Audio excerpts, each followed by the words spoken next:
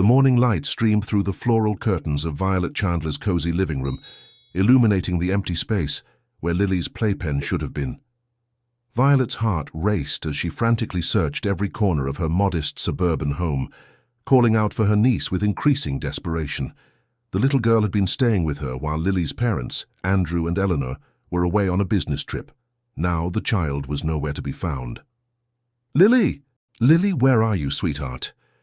Violet's voice cracked as she threw open closet doors and checked under beds for the third time. In the corner of the living room, perched in his ornate cage, Oliver the African grey parrot watched the commotion with his keen, intelligent eyes. Oliver had been Violet's companion for years, gifted to her by her late husband. The bird had an uncanny ability to mimic sounds and words, often surprising visitors with his extensive vocabulary and perfect timing. As Violet collapsed onto the sofa, trembling hands already dialing the police, Oliver suddenly spoke in his clear, distinctive voice. "Green dress lady took her. Green dress lady took her." Violet froze, her finger hovering over the call button. "What did you say, Oliver?" "Green dress lady took her. Blonde hair. Green dress lady." A chill ran down Violet's spine. Oliver often repeated phrases he had heard, but this was different. The words were specific, deliberate. Could the bird have witnessed something? "When, Oliver? When did the green dress lady come?" Violet approached the cage, her eyes locked with the parrot's. Oliver bobbed his head, agitated. "Morning time. Door knock. Green dress lady?" 20 minutes later, Detective Harold Pearson stood in Violet's living room, his weathered face skeptical as he jotted notes in a small, leather-bound notebook. At 50-something, Harold had seen just about everything in his career, but a parrot witness was definitely a first. "Ms. Chandler, I understand you're distraught, but we need to focus on concrete evidence," he said gently. "When exactly did you last see your niece?" "Last night when I put her to bed," Violet replied, wiping tears from her eyes. "She was sleeping soundly. I checked on her at midnight and everything was fine. When I woke up at 7, she was gone. The front door was unlocked, but nothing else seemed disturbed." Detective Pearson's partner, Detective Caitlin Dawson, was examining the child's room. Young and sharp, with keen attention to detail, Caitlin had earned respect within the department, despite her relative inexperience. "No signs of forced entry," she called out. "The window is locked from the inside." She appeared in the doorway, holding a small pink teddy bear. "This was on the floor by the front door. Is it Lily's?" Violet nodded, fresh tears welling in her eyes. "She never goes anywhere without it. She would never have left it behind willingly." "Green dress lady, nice voice," Oliver suddenly interjected. "Said Lily's name. Said, 'Come with me to see Mommy.'" The detectives exchanged glances. The bird could be repeating something it heard on TV, Detective Pearson suggested, though his expression had shifted slightly. "We don't watch crime shows," Violet said firmly. "And Oliver is very particular about what he repeats. He's selective." Detective Dawson approached the cage, studying the parrot with newfound interest. "How long have you had him?" "Almost 10 years. My husband trained him before he passed away. Oliver is extraordinarily intelligent." "Green dress lady smelled like flowers," Oliver added, turning his head to observe Detective Dawson with one bright eye. "Showed Lily picture, said, 'Mommy wants you.'" A heavy silence fell over the room. "I'm going to request access to any security cameras in the neighborhood," Detective Dawson decided, pulling out her phone. "And we need to talk to all your neighbors immediately." "I'll have our team put together an Amber Alert," Detective Pearson added, his skepticism fading in the face of the parrot's specific details. "We need a description of Lily and recent photographs." As the investigation machinery sprang into motion, Violet sat beside Oliver's cage, gently stroking his feathers through the bars. "You saw what happened, didn't you?" she whispered. "You're trying to help in your own way." Oliver bobbed his head once, then said in a perfect imitation of Lily's small voice, "Bye-bye, Auntie Vi. Back soon." The words sent ice through Violet's veins. Those were the same words Lily always said when leaving for a short trip. Had the child been tricked into believing she was going somewhere familiar? By afternoon, the quiet suburban street had transformed into a hive of police activity. Neighbors gathered in concerned clusters, offering whatever information they could. Lily's photograph, showing a cheerful child with curly brown hair and bright eyes, was already circulating on local news and social media. Detective Dawson returned to Violet's house, tablet in hand. "Miss Chandler, we've obtained footage from your neighbor's security camera." Her face was carefully neutral, but her eyes held a glimmer of something that made Violet's heart race. "I think you should see this." The grainy footage showed Violet's front door at 6:43 that morning.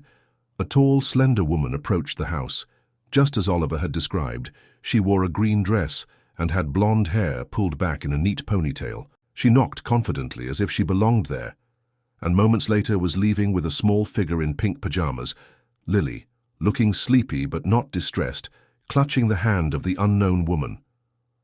"That's not Eleanor," Violet whispered, referring to Lily's mother. "I've never seen this woman before." "Green dress lady," Oliver confirmed from his perch. "Car waiting. Black car." Detective Dawson swiftly swiped to another piece of footage, this one from a camera at the end of the street. Sure enough, a black sedan was parked there, and the footage showed the blonde woman helping Lily into the back seat before driving away. "We're running the partial plate number now," Detective Dawson explained. "But there's something else." She hesitated. "Ms. Chandler, does the name Evergreen Academy mean anything to you?" Violet frowned. "No, I don't think so." "Why?" The woman was carrying a folder with that logo. It's visible for just a moment when she shifts Lily to her other arm. Detective Dawson zoomed in on the freeze frame, highlighting a green and gold emblem on a manila folder. "Evergreen Academy," Detective Pearson read from his phone. "It's a private school about 30 miles from here. Very exclusive, very expensive." "Why would someone from a private school come for Lily?" Violet asked, confusion momentarily overshadowing her fear. "That's what we need to find out," Detective Pearson said grimly. "But at least we have a lead now." As the detectives prepared to leave for the school, Violet turned to Oliver. "Is there anything else you remember? Anything that might help find Lily?" The parrot tilted his head, as if considering the question carefully. Then, in his own distinctive voice rather than a mimicry, he said, "Green dress lady not alone. Man watching from car. Man with camera." Detective Dawson stopped in her tracks. "A man was taking pictures? Of the house?" Oliver bobbed his head vigorously. "Before green dress. Early morning. Click, click, click." The detectives exchanged concerned glances. This wasn't looking like a random abduction. It had the hallmarks of something planned, possibly monitored for days before execution. "I'm going to request additional surveillance footage from the wider area," Detective Dawson decided. "If someone was watching the house, they might have been caught on camera elsewhere." As they left, Violet remained by Oliver's cage, a new resolve hardening within her. The parrot had proven to be an unexpected ally in the search for Lily.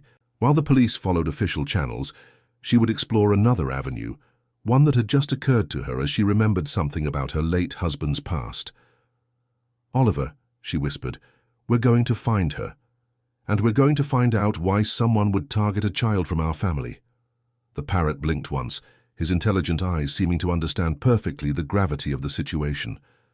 "Find Lily," he agreed. "Green dress lady, bad news." Violet nodded, pulling out her phone to make a call to someone she hadn't spoken to in years, someone who might understand why a prestigious private school would be connected to her niece's disappearance.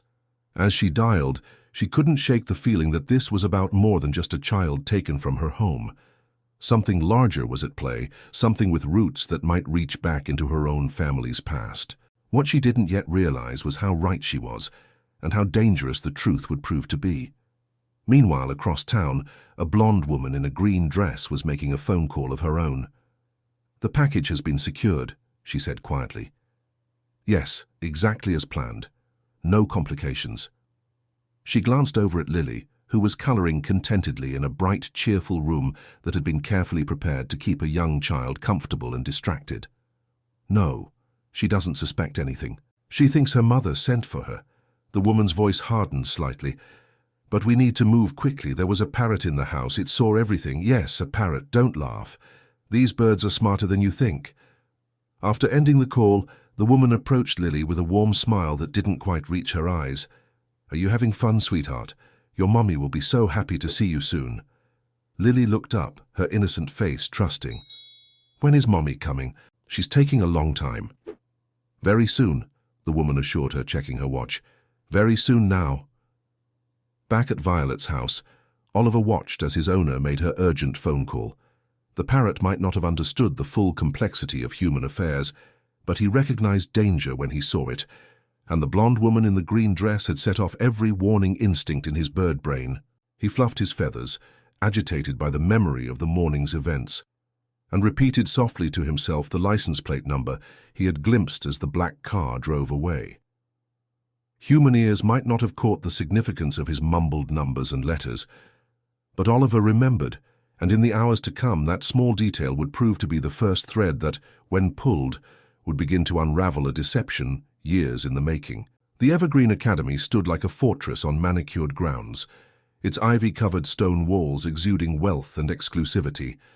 Detective Dawson parked their unmarked car a discreet distance from the ornate front gates. "This place looks more like a country club than a school," Detective Pearson remarked, surveying the sprawling campus. They were met in the headmaster's office by Natalie Blackwood, a stern-faced woman who seemed puzzled by their questions. "A woman in a green dress," she repeated, frowning. "None of our faculty wear uniforms, and we certainly haven't authorized anyone to collect a child named Lily." "Are you familiar with this woman?" Detective Dawson showed her the enhanced image from the security footage. The headmistress studied it, then passed it back. "I've never seen her before. She's definitely not an Evergreen employee." "What about these items?" Detective Pearson produced photos of the folder with the school's logo that the blonde woman had been carrying. Natalie's expression changed subtly. "That's our parent information packet. We send those to prospective families." She paused. "Detective, I'm not sure how this connects to your case, but we take security very seriously. If someone is impersonating a representative of our school, we want to help. We'll need a list of all recent applicants and anyone who might have received these materials," Detective Dawson said. The headmistress hesitated. "Our families value their privacy. I'd need a warrant for that." "A child has been abducted," Detective Pearson reminded her firmly. "We can get a warrant, but that takes time that Lily may not have." Meanwhile, Violet had brought Oliver to the police station in his travel cage. The parrot had been repeating a series of numbers and letters that she finally recognized as a partial license plate. "BRK 723, Oliver said clearly, bobbing his head. "Black car. BRK 723. The plate number was quickly entered into the system, and within minutes they had a match. A black Audi registered to Marcus Davidson, an attorney with the prestigious firm of Davidson, Leeds and Associates. "Davidson," Violet whispered, the color draining from her face. "I know that name." Back at Violet's house, she retrieved a dusty box from the attic. Her hands trembled as she pulled out old documents, photographs, and newspaper clippings. "My husband was an investigative journalist," she explained to Detective Dawson, who had returned from Evergreen Academy. "Before he died, he was working on a story about wealthy families using private adoption networks to essentially buy children." She spread several newspaper articles across the dining table. "He never published the full story. There was pressure from powerful people to keep it quiet." Detective Dawson scanned the headlines. Questions raised about private adoptions. Attorney General investigating adoption irregularities. Prominent families named in adoption probe.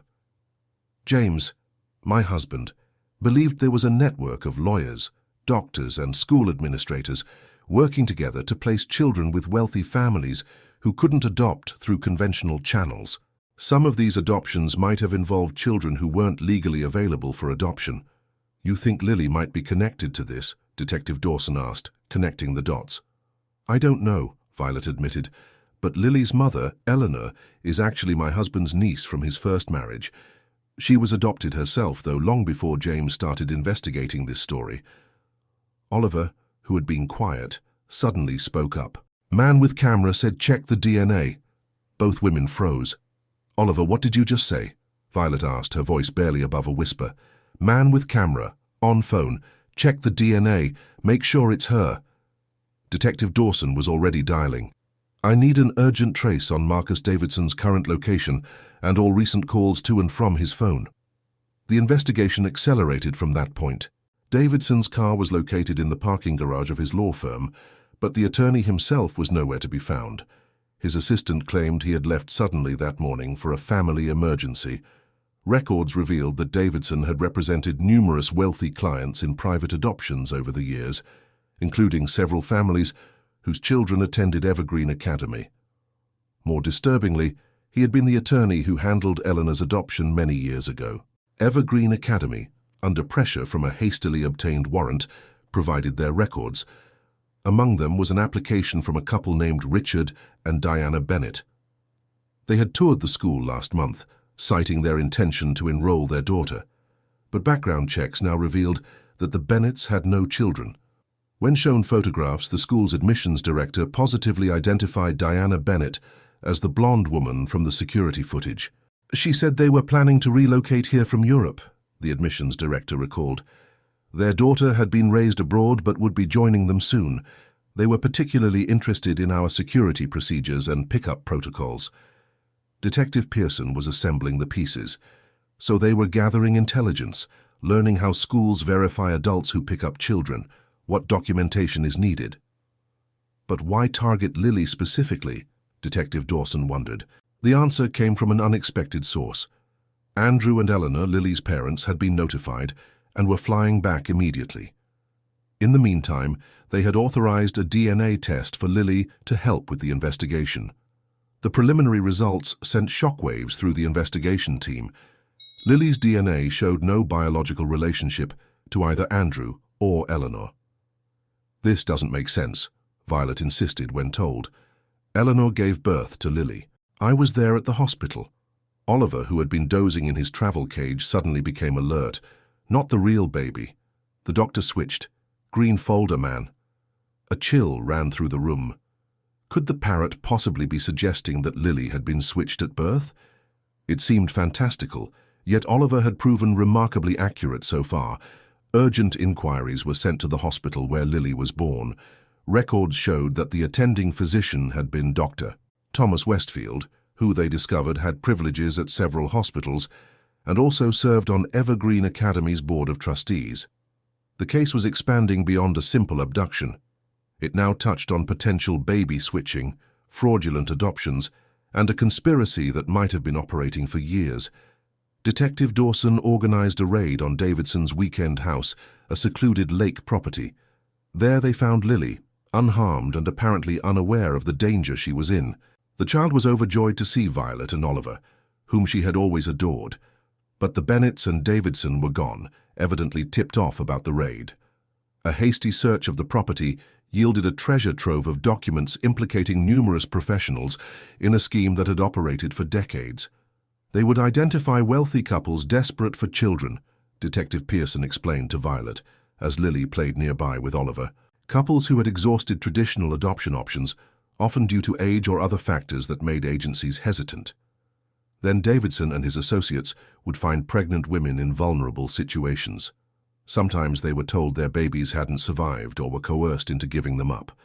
But Eleanor wasn't vulnerable, Violet objected. She and Andrew planned Lily's birth. They were ecstatic when she was born. Detective Dawson's expression was grim. "The DNA doesn't lie, Violet. Eleanor may have given birth, but not to Lily." The full picture emerged gradually. Eleanor's actual biological child had been born with a rare genetic condition that would require expensive, lifelong medical care. Without Eleanor's knowledge, Dr. Westfield had switched her baby with another born the same day, a healthy girl whose mother had been told her child was stillborn.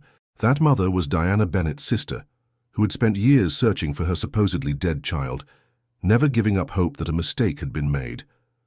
When Davidson's network began to unravel thanks to investigations into other cases, Diana had discovered the truth about her niece. Rather than going through legal channels, the Bennetts had decided to simply take back the child they believed belonged to their family.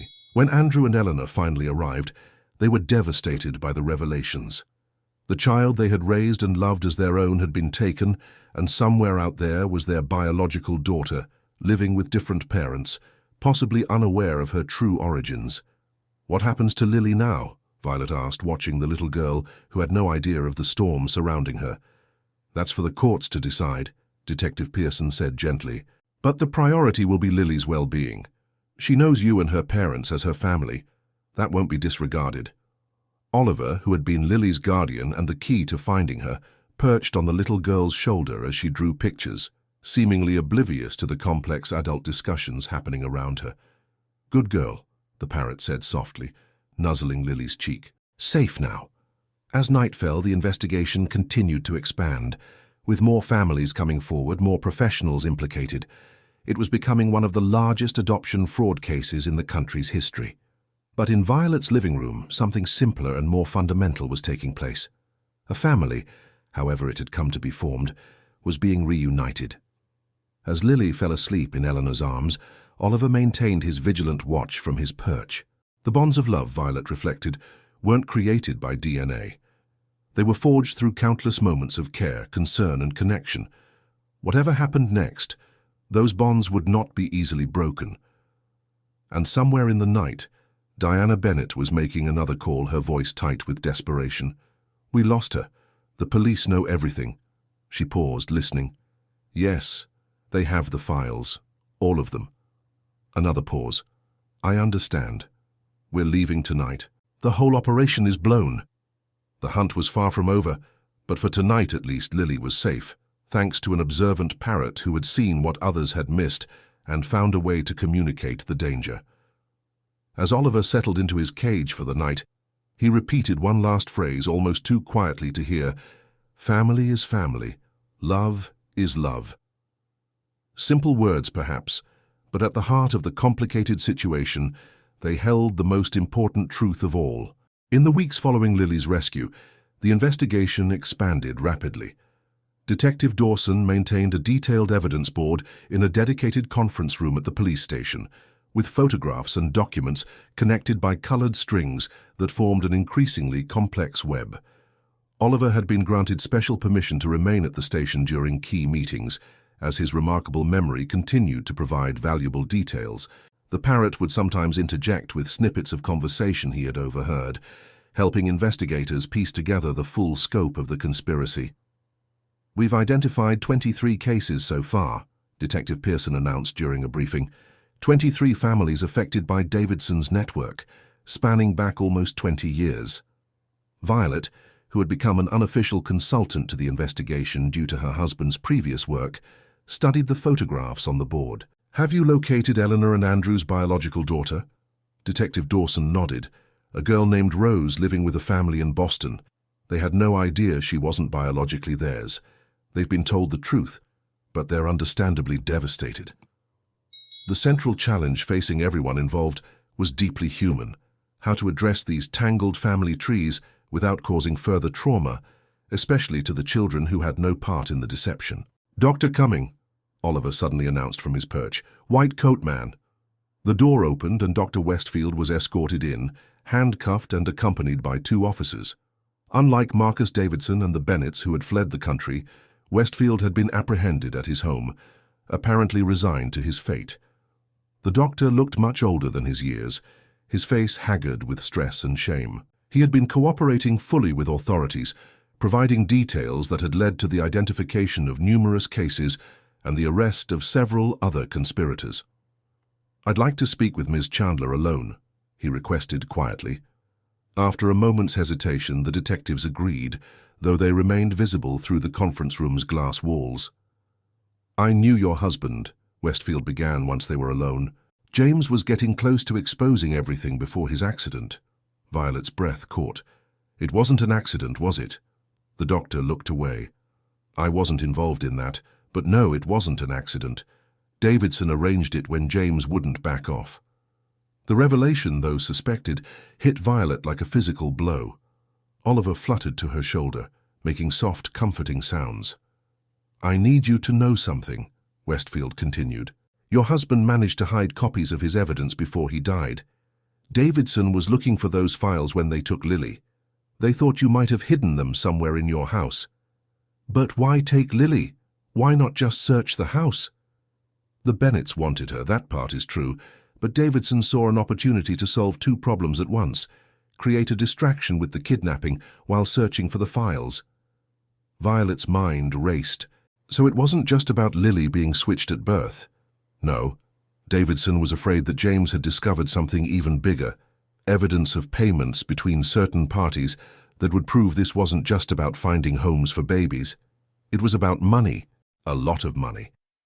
When the detectives returned, Westfield provided a full confession that implicated not just Davidson and his firm, but several hospital administrators, social workers, and even a family court judge who had facilitated the scheme. The network operates across state lines, he explained. Wealthy clients would pay up to $1 million for a healthy infant with the right characteristics. Part of that money went to Davidson, part to me and other facilitators, and part to the Evergreen Academy Scholarship Fund, Detective Dawson finished, connecting more threads on the evidence board. A perfect money laundering operation disguised as charity. Meanwhile, Eleanor and Andrew faced the most difficult decision of their lives. They had been introduced to Rose, their biological daughter, who was living with the Parker family in Boston. The girl was happy and well-adjusted, with no memory of her birth parents. Similarly, Lily had known only Eleanor and Andrew as her parents. "What's the right thing to do?" Eleanor asked tearfully during a meeting with both sets of parents, facilitated by a child psychologist. "Do we upend both children's lives? Do we switch them back? How do we even begin to explain this to them?"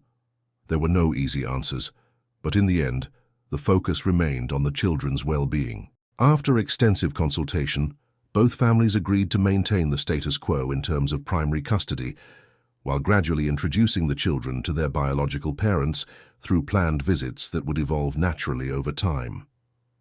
"They'll both grow up knowing they have two families who love them," the psychologist explained. "Different kinds of families, but all connected by love and concern for their welfare." The legal proceedings against Davidson's network continued to unfold. Through Interpol, authorities tracked the Bennetts to a remote village in Portugal, where they were eventually apprehended. Davidson himself was located on a yacht in international waters, attempting to negotiate asylum with a country that had no extradition treaty with the United States. In a dramatic operation, naval forces intercepted the yacht, and Davidson was taken into custody. Among his possessions, investigators found an encrypted hard drive containing details of the entire operation, names, dates, payments, and medical records that would be crucial to prosecuting everyone involved. Back at Violet's house, life was gradually returning to normal. Lily spent weekends with her aunt while her parents adjusted to their new reality. The child seemed resilient, accepting the simplified explanation that she had been borrowed by people who were now in trouble with the police, but that she was safe and loved. Oliver had become a minor celebrity. News of the parrot who helped solve a kidnapping had spread, and he had even made an appearance on a national morning show, though he had stubbornly refused to perform on cue, maintaining a dignified silence throughout the interview. One evening, as Violet sorted through more of her husband's old files, she found something tucked inside a book, a small flash drive labeled simply "Insurance." When she plugged it into her computer, she found a video recording of James, dated just days before his death. "If you're watching this, Vi, then something's happened to me," her husband's image said from the screen. "I've backed up everything about the adoption network on this drive. Names, dates, financial records, everything. I've also set up a secure email to deliver this information to the FBI and several newspaper editors if I don't enter a password every week. Davidson and his people think they can stop this story by stopping me, but they're wrong. The truth always finds a way out." Violet immediately called Detective Dawson, who arrived within the hour to take possession of the drive. The evidence it contained would prove to be the final nail in the coffin for what the press had begun calling the Cradle Conspiracy. During the trials that followed, the full scope of the operation was revealed. Over 2 decades, nearly 100 children had been placed with wealthy families through Davidson's network. Some, like Lily, had been switched at birth without their parents' knowledge. Others had been presented as available for private adoption, after their birth mothers were falsely told they had died.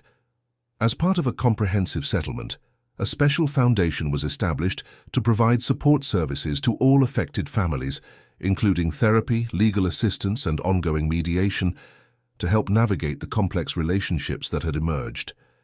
Diana Bennett, facing multiple federal charges, made a surprising request during her arraignment. She asked to meet with Eleanor mother to mother. The court-supervised meeting was tense but ultimately healing for both women. "I never wanted to hurt Lily," Diana explained, tears streaming down her face. "I just wanted to right what I saw as a terrible wrong done to my sister. She died never knowing her daughter was alive." Eleanor, who had struggled with anger and betrayal, found herself able to extend a measure of understanding, if not forgiveness. "I might have done the same if I thought someone had taken my child, but there were better ways to handle it." "I know that now," Diana acknowledged, "and I'll accept whatever punishment comes my way. But please, tell Lily someday that her biological mother loved her very much, even though they never got to meet." Eleanor nodded, thinking of Rose, the daughter she had given birth to, but was only now getting to know. "I will, and I'll make sure she knows that family is more than blood. It's about love and choice and commitment." 6 months after Lily's rescue, a special gathering was held at Violet's home. Both Lily and Rose were present, along with all their parents, birth and raising, as well as Violet and the detectives who had worked so tirelessly on the case. It was a tentative first step toward creating a new kind of extended family, bound together by extraordinary circumstances. Oliver presided over the gathering from his favorite perch, occasionally mimicking the laughter of the children as they played together in the garden. The parrot seemed particularly attentive to Rose, as if recognizing something familiar in her features or mannerisms. "Do you think he somehow knows?" Detective Dawson asked Violet quietly, watching Oliver gently preen Rose's hair when she stood near his cage. "I think Oliver understands far more than we give him credit for," Violet replied. "He sees patterns, connections. In some ways, he knew what was happening before any of us did." As the gathering wound down and families said their goodbyes with promises of future visits, Andrew approached Violet with Lily in his arms. "We've been thinking," he said, glancing at Eleanor, who nodded encouragingly. "Would you consider letting Oliver come live with us part of the time? Lily misses him terribly, and after everything that happened, he's her guardian angel," Eleanor added. "In a way, he's part of both our families now." Violet smiled, watching Oliver bob his head as if in agreement. "I think that could be arranged, a shared custody arrangement for our feathered detective." That night, after everyone had gone, Violet sat with Oliver in the quiet of her living room. The parrot had been unusually reflective, alternating between soft trills and occasional phrases that seemed to review the events of the past months. "Green dress lady," he said softly. "Not bad lady, sad lady." "You're right," Violet acknowledged. "Diana did a wrong thing for what she thought was the right reason." "Family is family," Oliver continued, repeating his earlier wisdom. "Love is love." Violet stroked his feathers gently. "James would have been so proud of you, Oliver. You finished what he started. You made sure the truth came out."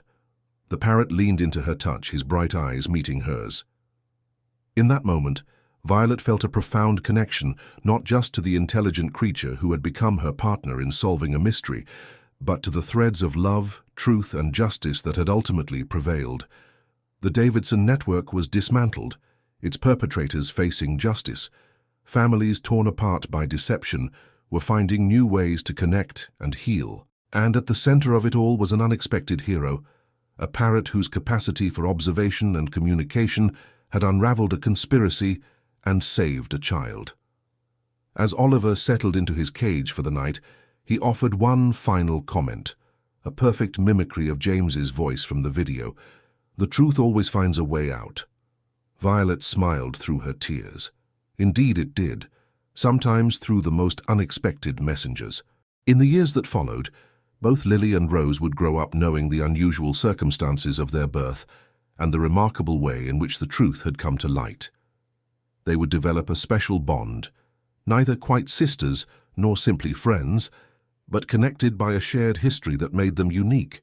And Oliver, dividing his time between two loving homes, would continue to watch over them both, the parrot who saw what others missed and found a way to speak for those who couldn't speak for themselves.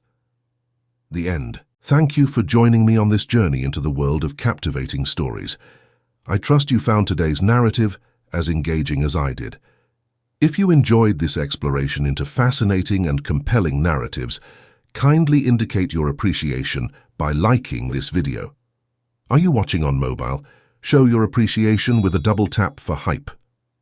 For more captivating stories and journeys into the heart of compelling storytelling, please subscribe to the channel and activate notifications so you don't miss a single upload. Your thoughts and interpretations are most welcome. Please share your perspectives on today's story in the comments below. And if you believe others would find this content engaging, please consider sharing the video with your network. Until our next journey into the world of captivating tales, I bid you farewell.